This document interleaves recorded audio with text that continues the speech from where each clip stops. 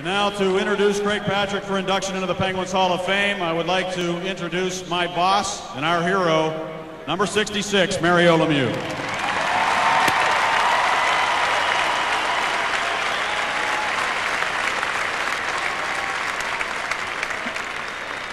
Thanks, Aggie.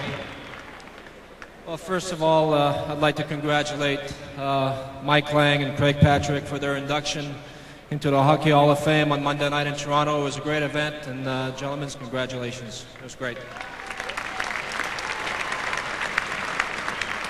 Well, this is a great honor for me to introduce Craig Patrick into the Penguins Hall of Fame.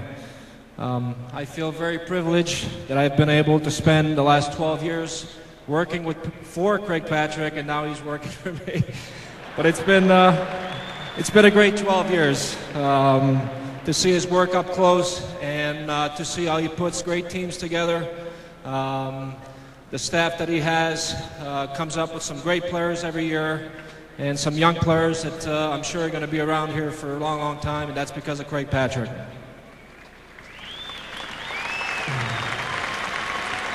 I think we all know that Craig has been a huge part of this franchise's success since he came here in 1989. Craig is giving this franchise the opportunity to make the playoffs for the last 11 years and counting. But more importantly, Craig was really the architect who gave us a chance in the early 90s to bring our first Stanley Cup to this great city of Pittsburgh. So thank you, Craig.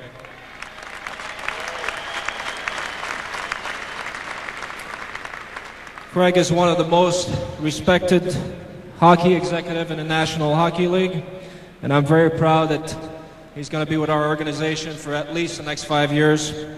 And Craig, we're glad that you're going to be a part of this organization for a long time. Finally, on behalf of all the players that I've played here, especially over the last 12 years, and on behalf of all the staff, the organization, I want to thank you for everything that you have done for all of us here in Pittsburgh. Ladies and gentlemen, Craig Patrick.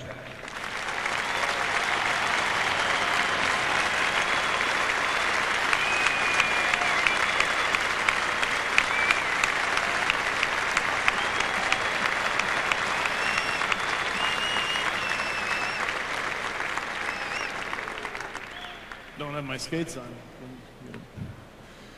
Thank you, Mario. I'd first like to congratulate Mike Lang for his induction to the Penguins Hall of Fame and the Hockey Hall of Fame. It's amazing the work you've done not only behind the microphone for the last 27 years, but also out in this great community. Congratulations.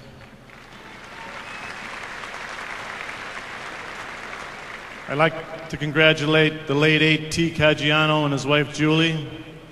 For A.T. has touched every individual that's come through this organization since its inception.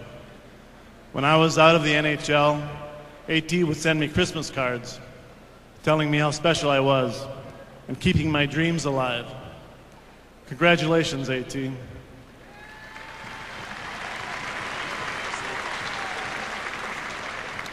And I'd like to thank Mario, because if it wasn't for Mario, there would be no Penguins Hall of Fame. I'd like to thank the DeBartolo family for bringing me to Pittsburgh. I'd like to thank all our great players that we've had for the last 12 years. And we all know we've had some great players. I thank them all for their efforts making us successful. I'd like to thank the coaches for all their efforts, especially Bob Johnson, Scotty Bowman, Ed Johnson, Herb Brooks, Rick Kehoe.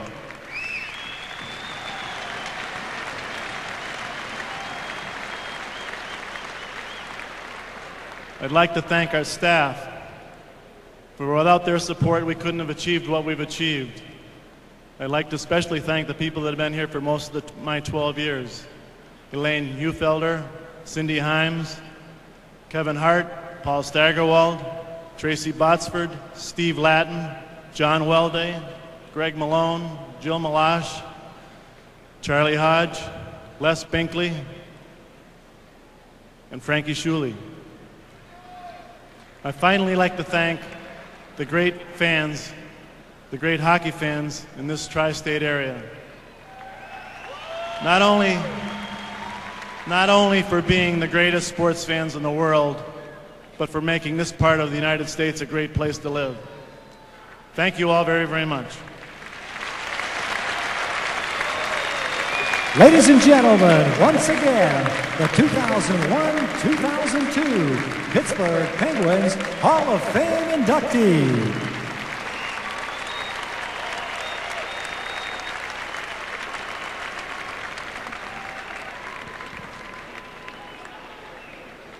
A very special ceremony, joined by Eddie Olczyk. Eddie, you are in a rather unique position of having dealt very closely with all three of tonight's inductees.